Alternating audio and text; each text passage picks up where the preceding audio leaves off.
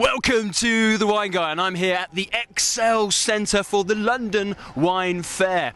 We've got thousands of exhibitors here today, and I'm going to go round the wine fair, pick some of my favourite wines and experience some wonderful new styles as well. We're going to see some of my friends and we're going to taste some wonderful wines. So come and join me as we go round the London Wine Fair.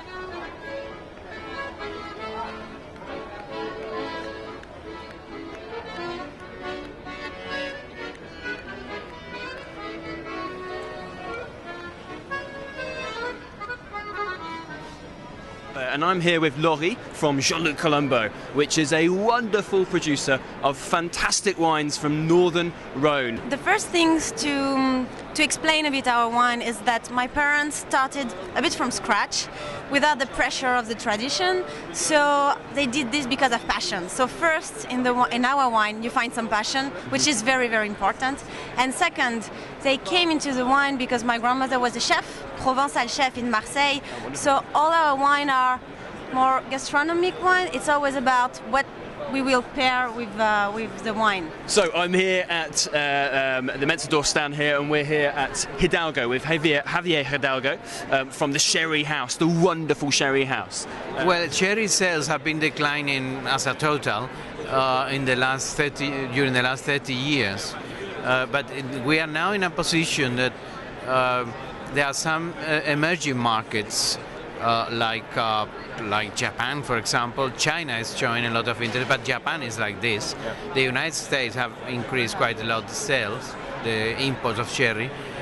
And then in this country, in the UK, we are experiencing now a lot of noise, more than figures.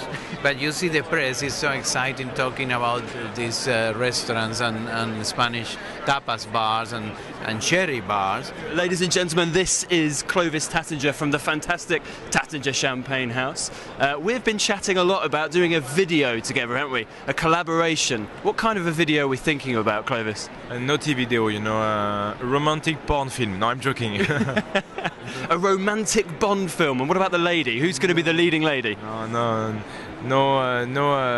No porn, no sex, you know, but a romantic story about two cars falling in love, you know, and wonderful.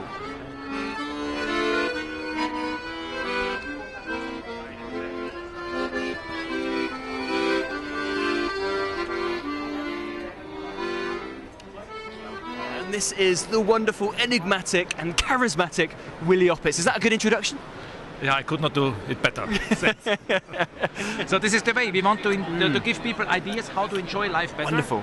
In just having food and wine pairing. And this is our message, this is our mission, and this is our passion, and this is our profession. We're going to be tasting a rather fantastic and sexy wine from Casa Maran. And I'm joined by Jamie from Casa Maran. Well, in where we are, it's so cold that it's very hard to grow Syrah, so it's extremely cool temperatures, which makes it that we have to harvest the grapes very late. It's even that cold that we have had years, like 2004 and 2007, we could not harvest the grapes because it was too cold, the grapes were too green, so we couldn't make wine out of it. But these are all international grape varieties, Cabernet Sauvignon, Merlot. Is this a common thing with India? Is this what Indian wine producers are going forward with? Or are there indigenous grape varieties? No, well, you know, the indigenous grape variety is not as such. The international grapes that you've got here, you'll find that the characteristics are quite different. The Chenin Blanc, the Merlot grape, the Cabernet Sauvignon, all of them actually have very amazing characteristics. I think that the climate and the terrain that we have, the Merlot has a lot of smoky aromas, but not necessarily coming from the oak.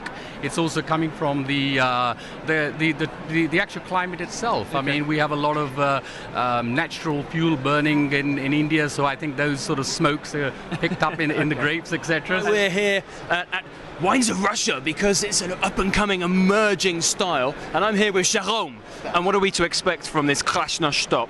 It's a spicy mineral. It's between a Cabernet Franc and a Syrah. So it's got structure. It's got the soul of the Russian man, and it's got the elegancy and the long legs of the Russian lady. We're here at Cordon Union. We're with Mr. Jake Crimmin. Wow, I get a Mister. Oh, you do get a Mister. Also, AKA Austin Powers or Clark Kent. How do you feel about that? I've had Dame Edna already. Dame Edna, Really brilliant. get much worse than that, to be fair. From a very new world, very new thinking, to very old world and very old thinking. 12th century. 12th century. There's not many wineries that can date back that far, is it?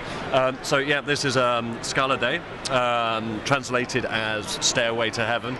If you look at the label, you've actually got the little ladder up there and a cross at the top. So salvation is close by.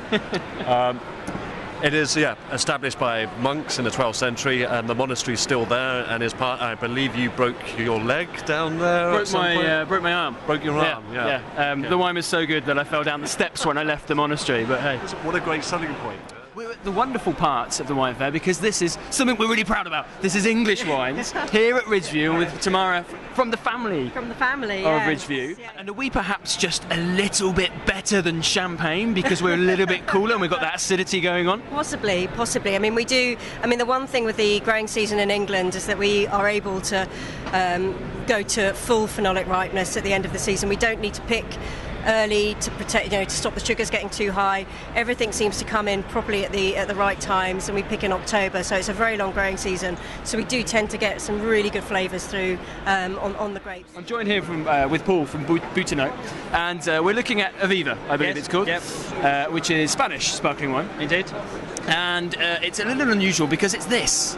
Can you demonstrate this for us? Can I grab a full bottle? Yes, go for it, yeah.